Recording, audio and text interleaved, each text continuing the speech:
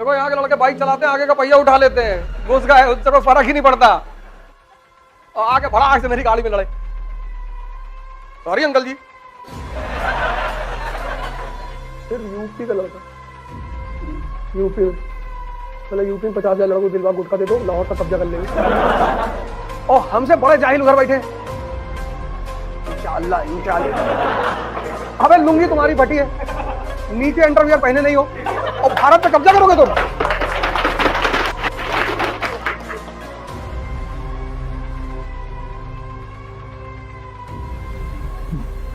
जय हिंद फ्रेंड्स। हिंदुस्तान की सबसे खतरनाक क्या है? यहाँ की सेना। आदिकाल से यहाँ का जवान एक ही चीज का जानता है, मरना और मारना। आईपीकेएफ यूएन है, पूरी दुनिया में इंडियन पीस कीपिंग फोर्स को यूज करती है। देखो यहाँ के लड़के बाइक चलाते हैं, आगे का पहिया उठा लेते हैं, घुस गए, उससे कोई फर्क ही नहीं पड़ता। कल 2 लोग यही क्रॉसिंग पे ऑन स्कूटर, वो बैरिकेडिंग गिर गई है, ऑन स्कूटर झुका के निकाल ले, ऑन एक्सीलेटर पकड़े और वो निकले, तब तक एक्सीलेटर दब गया और आगे भड़ाक से मेरी गाड़ी में लड़े। सॉरी अंकल जी।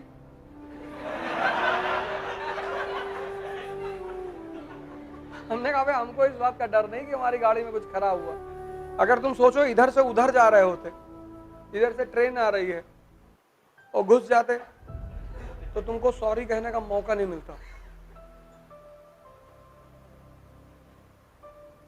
बस तुम इतना सोच लो कि डायरेक्शन अगर तुम्हारी रिवर्स होती और जितनी स्पीड से तुम आके हमसे लड़े हो, उतनी स्पीड से अगर उस शताब्दी में घुसे होते तो अब तक लोग इकट्ठा कर रहे होते कि उंगली उधर पड़ी भैया।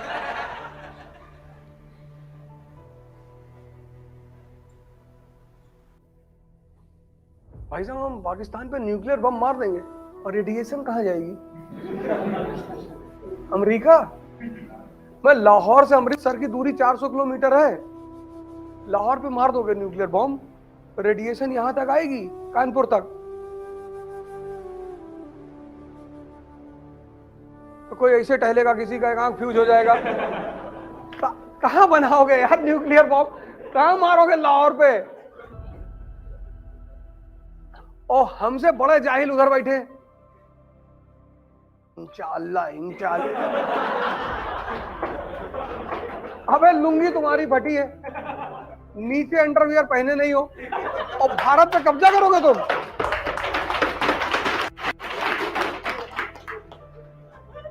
वो अजीब पागल है, अजीब। ये कर देंगे, वो कर, कुछ ना कर पाओगे।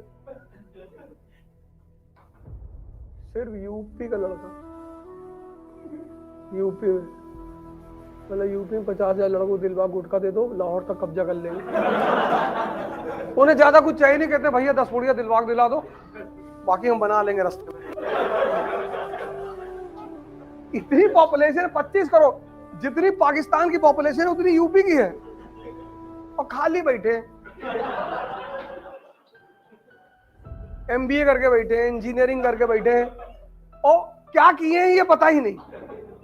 ऐसे उनसे पूछो एमबीए में किससे की हो? फाइनेंस से। क्या होता है? अब ये सब नहीं पता है।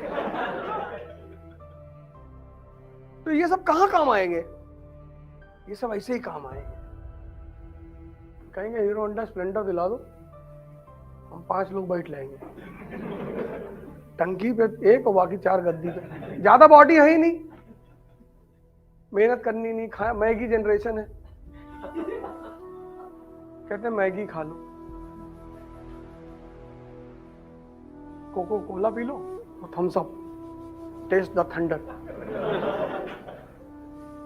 4 साल पी लोगे, 5वें साल डायबिटीज हो जाएगी, तुम्हारी जिंदगी में थंडर ही थंडर हो जाएगा। खत्म, तुम्हारी कहानी वैसे ही खत्म।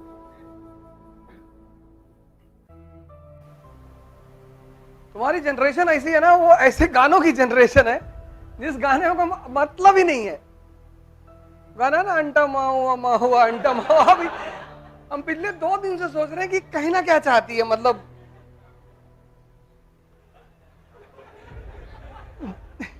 जैसे पहले गाने थे तो हर चीज का चलो कुछ भी बोल रहा है, जैसे गाने के उई उई उई उई करके है, तो मतलब एक भाव प्रकट कर रही है। ये अंडा माहू से क्या निकल रहा है, हमें समझ में नहीं आ रहा।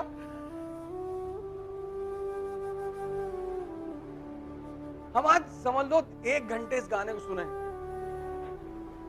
मतलब मेरी 3 घंटे की वॉक होती है, 1 घंटा बल्ला आगे अंडा माहू, हमको अच्छा लग रहा था और स्पीड बढ़ रही थी, बाकी कुछ अंदर जा ही नहीं रहा था, कुछ समझ में नहीं आ रहा, बस वही उतना समझ में था, ऊ अंटा माऊ माऊ। तो मैं कहा यार ये जो है ये बहुत सही गाना है दोस्त, मतलब कुछ भाव पैदा होना चाहिए ना, हर संगीत पे एक भाव पैदा होता है।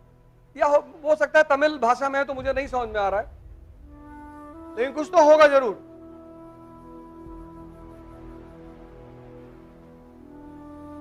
राजपाट का काम टेंशन का काम है, चैलेंज चुनौतियों का। बीच में तुमने बुला लिया किसी को कि भाई जरा दिखाओ, जरा कैसे नाचते हो तुम ऐसे ऐसे करके।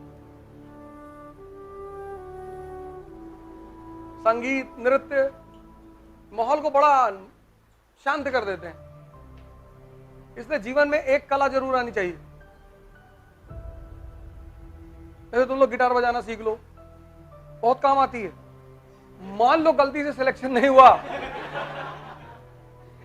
इसीलिए हम सीखे थे, ट्रेन में घूमेंगे, तुमको रखे राम तुमको अल्लाह रखे, कुछ तो करना है ना। तुम इसीलिए डरे हुए हो कि अगर आईएएस में नहीं होगा, गिटार बजाएंगे। अब ढोलक लेके तो तुम घूम नहीं सकते, तबला, कुछ ऐसा सीखो जो तुम घूम सको।